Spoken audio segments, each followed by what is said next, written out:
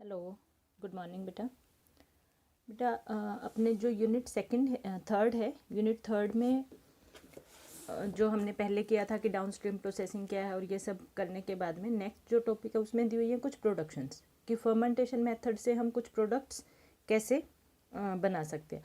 और ये जितने भी प्रोडक्ट्स हैं ये आर्टिफिशियली भी सिंथेसाइज हो सकते हैं, मीन्स केमिकल रिएक्शन से भी सिंथेसाइज हो सकते हैं। लेकिन जो इस वाले टॉपिक के रिगार्डिंग हमें पढ़ना है वो ये है कि अगर हम फर्मेंटेशन प्रोसेस को यूज़ करें, मीन्स माइक्रोब्स को यूज़ करें, सबस्ट्रेट को यूज़ करें, तो हम वो प्रोडक्ट किस टाइप से बना सकते हैं।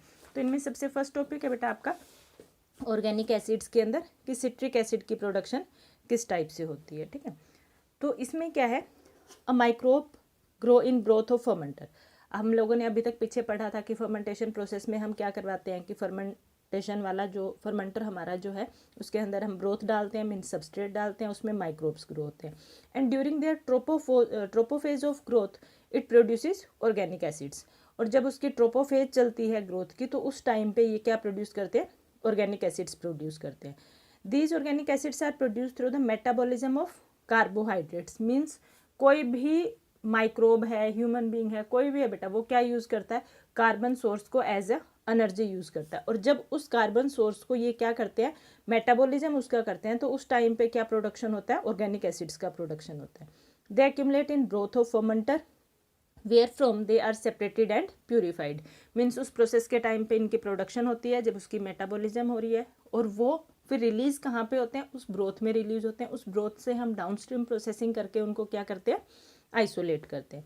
ठीक है, this organic acids are either the terminal products of EMP pathway means glycolysis or the products of incomplete oxidation of sugars, that is citric acids, itaconic acids, propionic acids, इन सब के भी हो सकते हैं ये इनकम्प्लीट ऑक्सीडेशन अगर इन sugars की हो रही है, जैसे सिट्रिक एसिड्स की है, ग्लूकोनिक एसिड्स की, इनकी अगर इनकम्प्लीट ऑक्सीडेशन हो तो उससे भी क्या प्रोड्यूस हो सकता है, organic acids. A third type of product is also obtained from the dehydrogenation of alcohol in presence of oxygen, that is acetic acid. Otherwise third method ये क्या ऑप्ट कर सकते हैं कि जो आपका अल्कोहल है उसकी क्या हो जाए, डिहाइड्रोजिनेशन हो जाए in presence of oxygen, that it can produce acetic acid. ठीक है, तो अब हमारे मेन टॉपिक पे हम आते हैं कि ऑर्गेनिक एसिड्स में हमारा जो है दैट इज सिट्रिक एसिड। तो सिट्रिक एसिड का क्या है, for the first time Scheele reported the isolation and crystallization of sour product from the lemon juice. आप लोगों को पता है सिट्रिक एसिड किस में प्रेजेंट होता है, सिट्रस फ्रूट्स में प्रेजेंट होता है। सबसे फर्स्ट जो साइंटिस्ट थे स्किले, उन्होंने रिपोर्ट किया था कि जो लेमन जूस है उसका कुछ सोर प्रोडक्ट है और उसमें क्या प्रेजेंट है, सिट्रिक एसिड प्रेजेंट है। However citrus fruits could contribute a small amount in the market. लेकिन मार्केट में जितना हम सिट्रिक एसिड यूज़ करें वो सिट्रिक एसिड सिट्रस फ्रूट्स वाला आइसोलेटेड नहीं होता है। ठीक है, अब जो मार्केट में सिट्रिक एसिड जो हमें मिलता है वो किससे, फर्मेंटेशन प्रोसेस से प्रोड्यूस्ड है। Chemically citric acid was synthesized from the glycerol. It was Wemmer who reported the wide occurrence of citric acid in microbial metabolites. Then scientist थे एक बेटा वेमर, उन साइंटिस्ट ने क्या रिपोर्ट किया था कि माइक्रोबियल मेटाबॉलिक प्रोडक्ट है citric acid. Then Maillard confirmed the accumulation of citric acid in the cultures of Aspergillus niger and under the conditions of nutrient deficiency. Then third scientist है एक मोलियार्ड। मोलियार्ड ने क्या बताया था कि सिट्रिक एसिड एक्यूमुलेशन होता है किसमें, कौन से माइक्रोब में, एस्परजिलस नाइजर में। लेकिन कब होता है, जब हम उसमें कोई एक न्यूट्रिएंट क्या कर दे, डेफिशिएंट कर दे, तो उस टाइम पे उसमें क्या एक्यूमुलेशन हो जाता है, सिट्रिक एसिड का एक्यूमुलेशन हो जाता है। In the beginning, citric acid was recovered in small amount. However, it gave the basic concept of citric acid production under the conditions of nutrient deficiency. Starting में हमें मिल रहा था, लेकिन कैसे मिल रहा था, बहुत लो अमाउंट में मिल रहा था। लेकिन हमें जब ये पता चला कि अगर इस माइक्रो ऑर्गेनिज्म को जब हम ग्रो करवा रहे हैं तब क्या करवा दें, कुछ न्यूट्रिएंट्स की डेफिशिएंसी करवा दें, तो उससे क्या प्रोडक्शन होगी, सिट्रिक एसिड की प्रॉपर प्रोडक्शन होगी। ठीक है, देन नेक्स्ट है बेटा कि कमर्शियल प्रोडक्शन मेथड्स कौन कौन से हैं। इनमें सबसे फर्स्ट है बेटा कोजी फर्मेंटेशन प्रोसेस। कोजी जो फर्मेंटेशन प्रोसेस है इससे बहुत सारे सोया सॉस और ये बहुत ज़्यादा बनते हैं। ठीक है, मेनली जापान की प्रोसेस है ये, which accounts for about 1/5 of citric acid produced per annum. जितना सिट्रिक एसिड यूज़ हो रहा है उसका 1/5 जो सिट्रिक एसिड है वो किससे प्रोड्यूस हो रहा है, कोजी फर्मेंटेशन प्रोसेस से। स्ट्रेन्स इसमें भी कौन सी यूज़ होती है, एस्परजिलस नाइजर स्ट्रेन यूज़ होती है। देन सेकेंड है liquid surface culture fermentation process. इसमें क्या है, in this method liquid culture सारे इनोकुलेटेड, जो कल्चर यूज होंगे आपके वो कैसा होगा, ब्रोथ लिक्विड होगा, और इसमें माइक्रोब्स कौन से डालने हैं, वही Aspergillus niger, which germinate within 24 hours, mycelia cover and float on the whole surface of solution. तो इसमें मेनली क्या है कि इसमें हम कल्चर ब्रोथ कैसा यूज करें, लिक्विड यूज करें। Then third one is submerged culture fermentation process. In this case the mycelia of Aspergillus japonicum, इसके अंदर हम स्ट्रेन दूसरी यूज कर रहे हैं, एस्परजिलस जैपोनिकम यूज कर रहे हैं। It grows in solution of about 15 centimetre depth in tanks. ठीक है, इसके लिए इट मीन्स क्या है कि जो आपका टैंक की डेप्थ है वो ज़्यादा होनी चाहिए। Citric acid produced in this way is inferior to that produced by the liquid surface. Liquid surface वाले से जो इसकी प्रोडक्शन है वो क्या है, इन्फीरियर क्वालिटी का होगा, इसकी अमाउंट जो है वो भी क्या होगी, लो होगी। अब इधर एक ये फ्लो चार्ट टाइप से दिया हुआ बेटा, इस फ्लो चार्ट में देखो इसके अंदर सबसे इसमें वो प्रोसेस दी हुई है जिससे सिट्रिक एसिड हम ज़्यादातर कॉमर्शियली यूज़ के लिए प्रोडक्शन इसकी करवाते हैं। ठीक है, for commercial production strains of Aspergillus niger are selected from the hybrids और म्यूटेंट्स।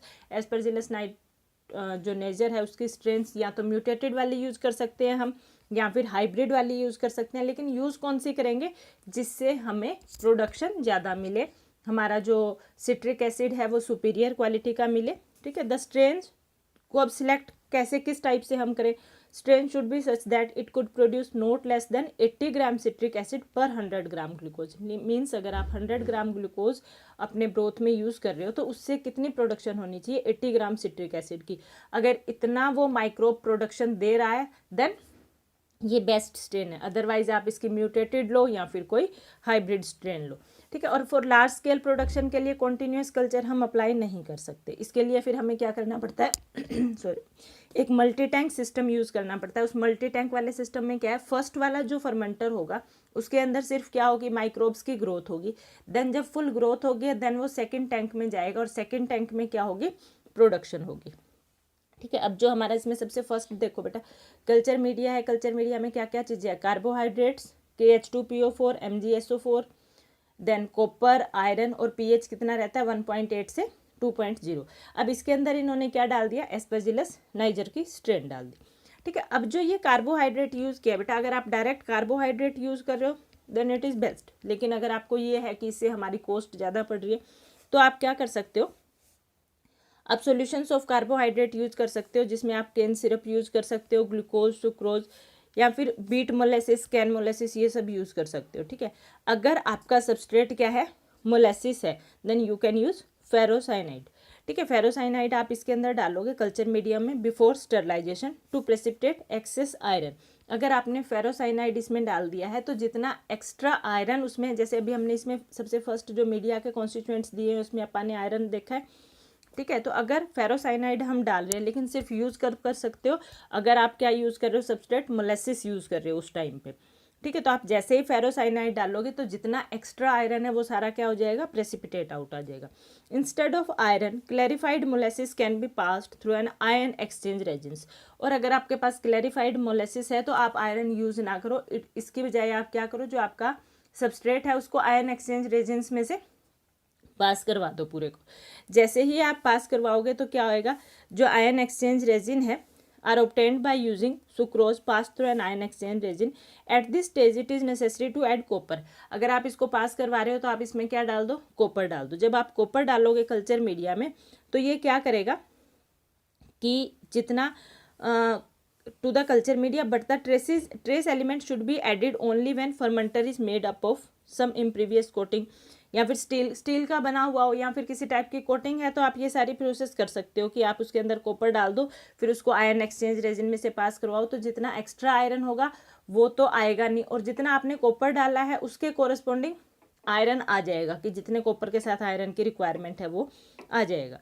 ठीक है, लेकिन यूज़ कब कर सकते हो, सिर्फ तब जब आपका फर्मेंटर स्टील का बना हुआ है या फिर उस पर कोई कोटिंग लगी हुई है। ठीक है, then pH of the culture medium is maintain to about 3.5 by adding ammonium nitrate. और जो pH है आप मीडियम का मेंटेन करके रखोगे 3.5, आप अमोनियम नाइट्रेट डाल सकते हो। मीन्स अगर कम है pH तो आप बेस डाल सकते हो, ज़्यादा हो गया है तो आप एसिड डाल सकते हो, लेकिन एसिडिक कंडीशंस आपको रखनी है क्योंकि आप प्रोड्यूस क्या करवा रहे हो, एसिड प्रोड्यूस करवा रहे हो। ठीक है, it avoids the formation of oxalic acid and gluconic acid. Means अगर आप अमोनियम नाइट्रेट डाल रहे हो तो ये अगर साइड प्रोडक्ट आपके ऑक्जेलिक एसिड या ग्लूकोनिक एसिड बन रहे हैं तो उनको फॉर्मेशन नहीं होने देगा। Then the culture medium is sterilized by passing through the pipes of steam jacketed heat exchanger. अब कल्चर मीडिया है बेटा, हमें स्टरलाइज तो करना ही पड़ेगा, तो स्टरलाइज करने के लिए आप क्या करो, इसको steam jacketed heat exchanger coils लगी हुई होती है, इन कोयल्स में से इसको सर्कुलेट करवा दो। देन कूल डाउन कर लो 30 डिग्री सेल्सियस पे दूसरे एक्सचेंजर में जिसके अंदर कोल्ड वाटर सर्कुलेट हो रहा हो, ठीक है। Then inoculum of Aspergillus niger strain is prepared by culturing it on the nutrient agar medium. Stock cultures are maintained. अब इसके ऊपर जो हमने इनोकुलम डाला था फर्स्ट स्टेप के बाद में एस्परजिलस नाइजर वाला, वो क्या है, आप उसका स्टॉक प्रिपेयर करके रखो, ठीक है। देन नेक्स्ट है बेटा, इसके बाद में इनोकुलेशन के बाद में आपको क्या करना है, फर्मेंटर में आपने डाल दिया और जब ये सारा कल्चर मीडिया था, carbohydrates KH2PHO4 MgSO4 copper iron pH आपने मेंटेन कर लिया, एस्परजिलस नाइजर स्ट्रेन डाल दी। Then you have to put it in fermenter at 27 to 33 degree Celsius for 5 to 14 days, ठीक है। अब ये क्या प्रिपेयर हो गया, आपका फर्मेंटेड ब्रोथ प्रिपेयर हो गया, क्योंकि आपने ब्रोथ के अंदर, आपने मीडिया के अंदर क्या डाल दिया, स्ट्रेन डाल दी माइक्रोब की, then it is fermented broth. अब इसमें आप क्या डाल दो, you have to add calcium hydroxide CaOH twice, ठीक है। जब CaOH2 ट्वाइस डालोगे आप, लाइम डालोगे, तो then it is added to allow precipitation of citric acid in the form of calcium citrate. जैसे ही आप ये डालोगे CaOH ट्वाइस कैल्शियम हाइड्रोक्साइड, तो ये क्या करेगा, प्रेसिपिटेट आउट करवा देगा किसको, कैल्शियम सिट्रेट को। Again the precipitate is treated with sulphuric acid. फिर आप इसमें क्या डाल दो, सल्फ्यूरिक एसिड डाल दो। When you have added sulphuric acid, then it precipitate insoluble calcium sulfate and production of citric acid. Then it is then filter. The filtrate containing citric acid is purified by passing through the columns of carbon granules. अब आप एक column लो जिसमें क्या लगे हुए हैं, carbon granules, इसमें से इसको फिल्टर आउट करवा लो। The carbon granules should be treated with heat और washed with hydrochloric acid. Passing through ion exchange bed, solution is demineralized which is then concentrated under vacuum to form crystals. Then आप इसको क्या करो, जैसे ही आपने vacuum evaporator के अंदर डाला, आपके पास क्या आ गए, सिट्रिक एसिड क्रिस्टल्स आ गए प्लस सिट्रिक एसिड आ गया। फिर आप इसको सेंट्रीफ्यूज करवाओ। जब आप सेंट्रीफ्यूज करवाओगे तो फिर से क्या आ जाएंगे, क्रिस्टल्स आपके पास आ जाएंगे और आपके पास क्या आ जाएगा, crystalline sodium salt anhydrous powder. लेकिन ये वाला जो स्टेप था बेटा कि सिट्रिक एसिड आपको मिल गया, आपने सिट्रिक एसिड क्रिस्टल्स निकाल लिए, फिर सिट्रिक एसिड, फिर सेंट्रीफ्यूज करवाया आपने, उसके बाद में आप 2 to 3 टाइम्स इस स्टेप को रिपीट करोगे ताकि कोई भी इनसोल्यूबल अगर रह गया है तो वो फिर से आपके पास क्रिस्टल्स की फॉर्म में सेपरेट होके आ जाए, ठीक है। देन नेक्स्ट है बेटा biochemistry of fermentation. Biochemistry of fermentation में क्या है कि कौन सी ऐसी रिएक्शंस होती हैं जिससे फर्मेंटेशन के टाइम पे सिट्रिक एसिड प्रोड्यूस होता है, ठीक है। Citric acid is produce during trophophase, हमने सबसे पहले स्टडी किया था, as a result of interruption of tricarboxylic acid cycle. TCA cycle आप लोगों ने पढ़ी है, उसमें इंटरप्शन होती है तो ये प्रोड्यूस होता है क्रेब साइकिल में इंटरप्शन के टाइम पे। In Aspergillus niger, about 78% sugar passes through EMP pathway and results in production of acetyl-CoA। जो जितनी भी EMP pathway के अंदर जब अगर आप Aspergillus niger strain यूज़ कर रहे हो तो जितना ग्लूकोज है उसका 78% कौन सी प्रोसेस होती है, उसकी EMP पाथवे होता है, ठीक है। EMP पाथवे जब होता है तो उससे प्रोडक्शन किस चीज़ की हो रही है, एसिटाइल-CoA की प्रोडक्शन हो रही है। और एसिटाइल-CoA जब यहाँ पे ये वाली साइकिल दी हुई है नीचे, इसमें देखो एसिटाइल-CoA जब प्रोड्यूस हो रहा है तो अगर वो एसिटाइल-CoA किसके साथ रिएक्ट करेगा, ऑक्जेलो एसीटेट के साथ। जैसे ही वो ऑक्जेलो एसीटेट के साथ रिएक्ट करता है देन इट प्रोड्यूसेस सिट्रेट।